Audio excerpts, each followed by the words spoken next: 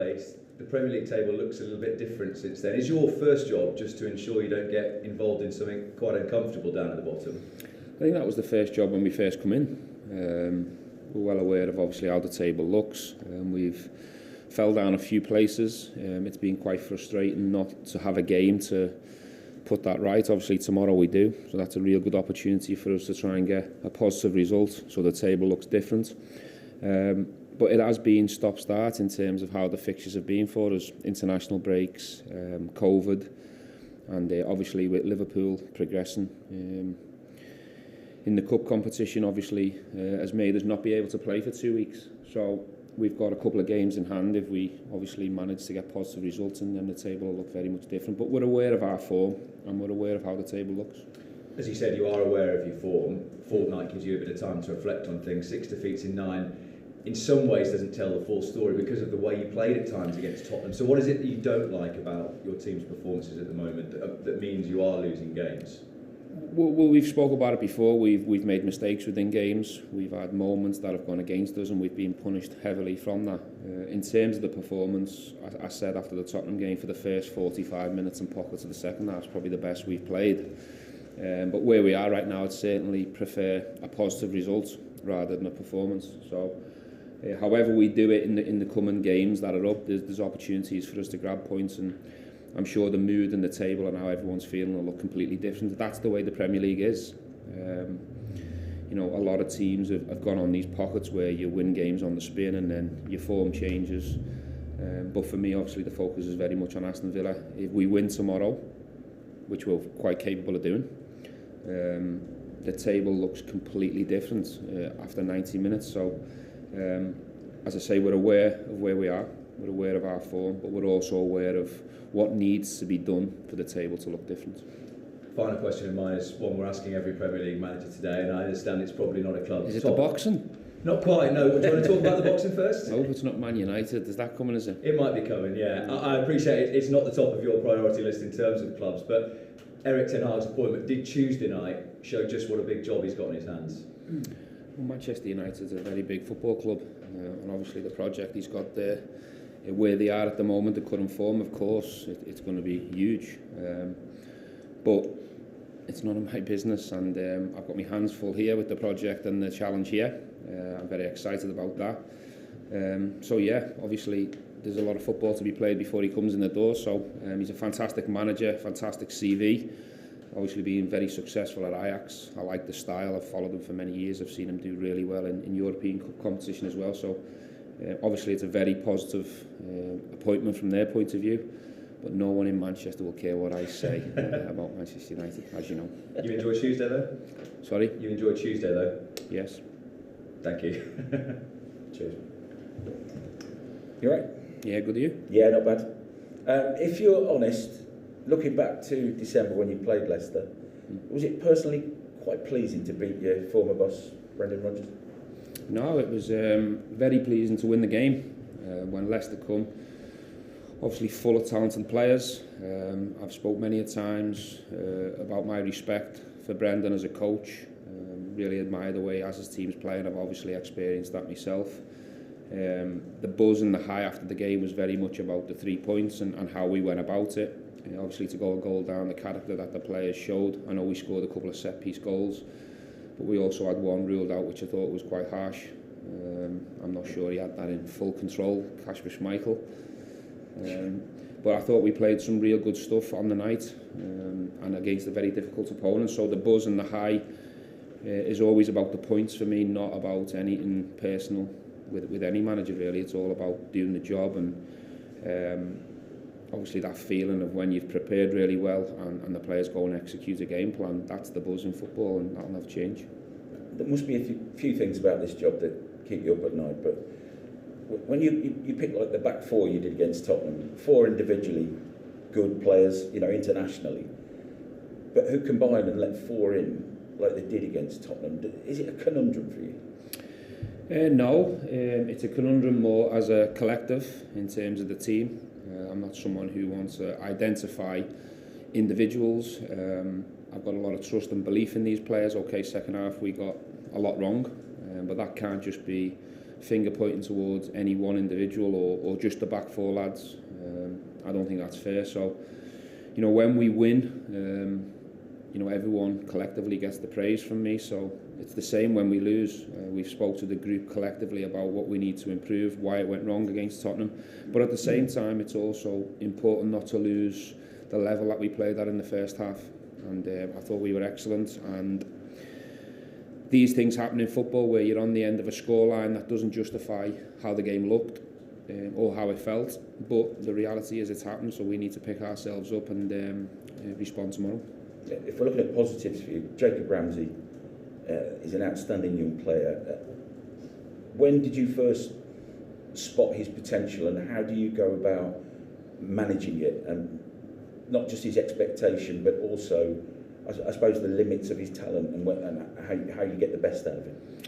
Well, I've been very much aware of the Ramseys because of how well this club done in the FA Youth Cup. They played against Liverpool, obviously in the final. I was aware of the commentators speaking about the Ramsey brothers, and also obviously the likes of Carney's and Tim's and everyone else that was around the game.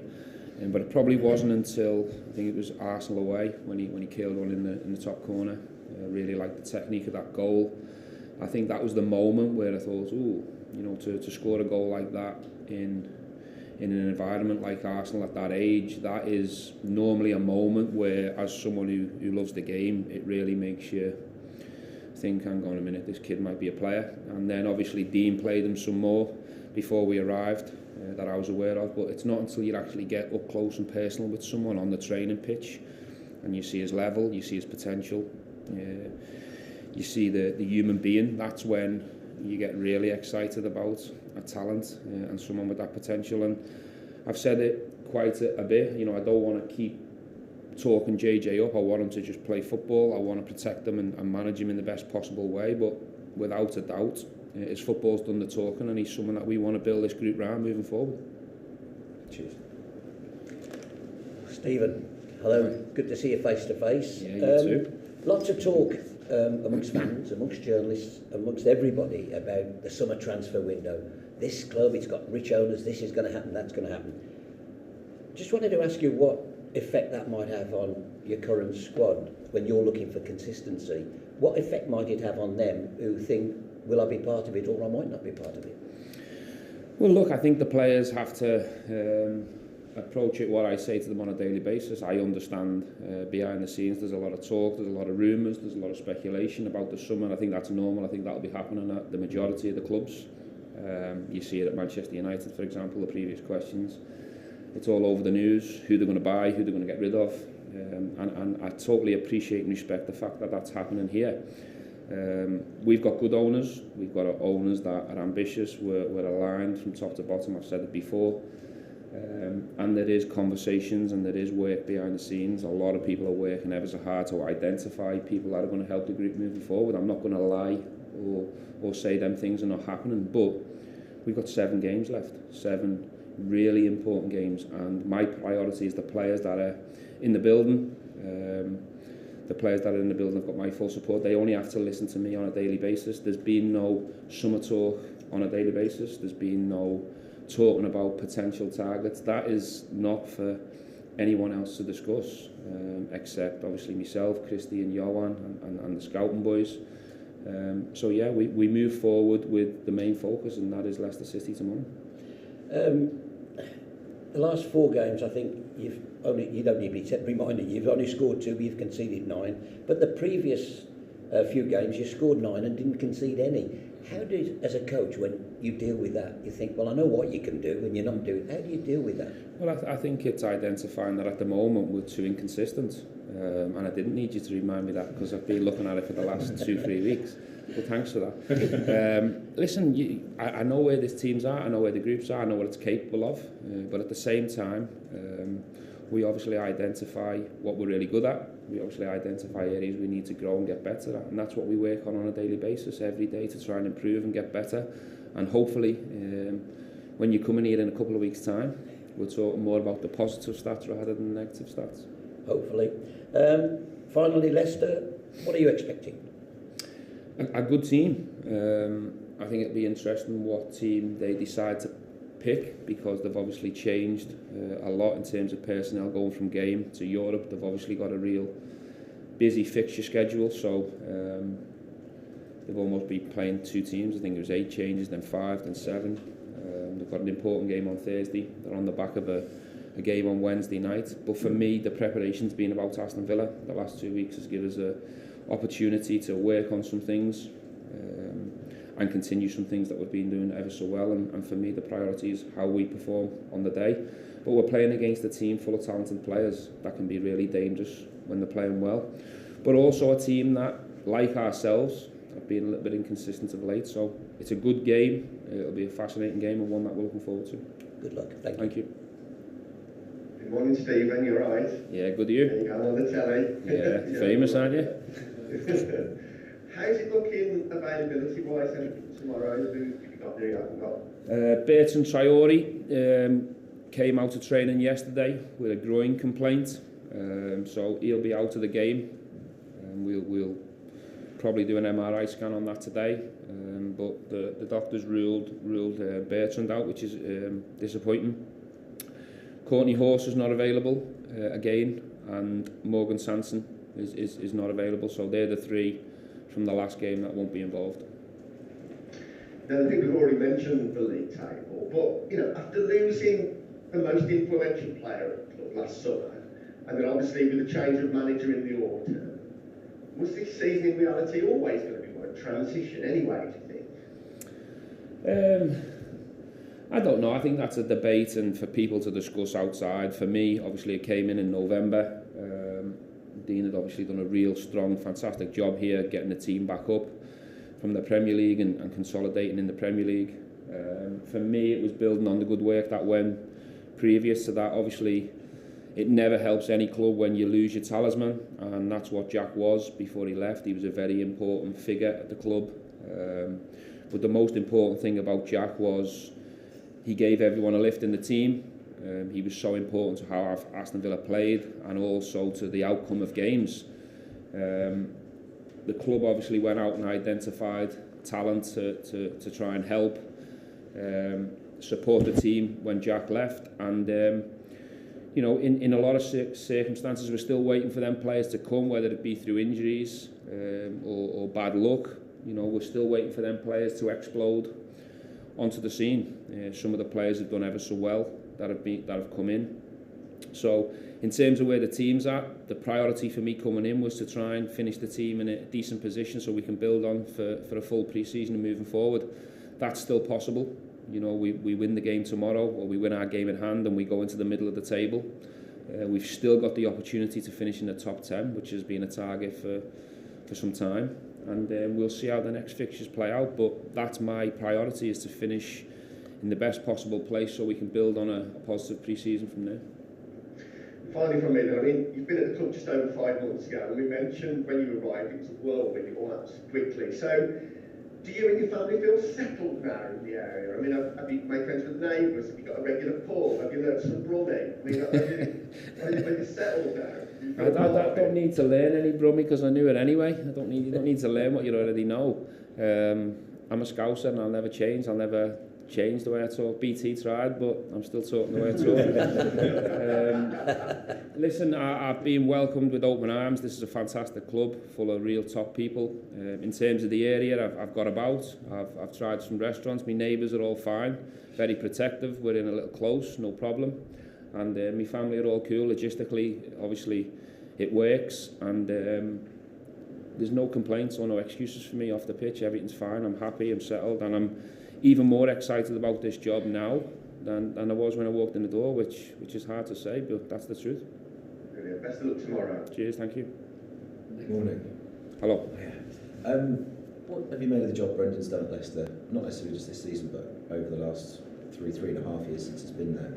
So I think he was perhaps being unfairly criticised earlier in the season because they've had so many injuries, they're a little bit inconsistent, but they're in a European semi-final. They continue to be competitive, despite having the back four ravaged for most of the season. Just wanted to Well, I think every manager gets criticism at this level. I think it's only probably Jurgen and Pep who haven't had it. and even at times when they first came in, they got it as well. So that's the world we live in. Brendan's a top manager, top coach, and I think he's done a real strong job at Leicester. You know, to win the FA Cup, to be in the position they are in the Europa Conference League. Obviously, I'm sure that's going to be a priority for them to go and try and execute that. That would be a fantastic achievement. And when you are in a situation where your main players are not available, or you're suffering injuries and you can't get rhythm or momentum, it's natural that your form will be inconsistent or it'll dip. But I think if you look at the big picture in terms of the job, my opinion is he's done an extremely strong job. Exactly. And when you're missing somebody like Jamie Vardy, I think James only played 16 times in the Premier League this season. You know, that's whether it's taking Philippe out of your team or Watkins. Well, look, when Jamie Vardy plays and he's in top form, he gives Leicester an even better chance of winning. I think the stats back that up. I think outside of your Harry Kanes of this world, Jamie Vardy deserves to be mentioned around all the top strikers in the Premier League. His movement, his threat in behind, his consistency, and what he's done for Leicester is high level, in my opinion. So you're always going to miss a player of that calibre. I've got nothing but good things to say about Jamie Vardy as a player, because you know, when I watch him, he's obviously a big threat, and he's always been a threat in any game I've ever watched. So it's normal that Leicester as a team and Brendan as a manager are going to miss that talisman for sure. And you're not used to being in this position in the league as a player or as a manager, or you know, you're used to winning. You're not used to going any losing runs. But now as a manager as well, how do you take that on your shoulders mentally? You know, is it all consuming basically when you can't get the results that you want, can't get the consistency? Listen, you keep working towards it. You work even harder. You focus even stronger. You keep your players together more. You keep your staff together. And football changes very quickly in different ways. So there's enough games for us to recover our recent form. In terms of that responsibility and that pressure and feeling it and living with it, when there's no games, it's tough. It's tough because you see the league changing and you're not in control because you haven't got a game to change that or to stop things. So, of course, I feel it, but I'm okay.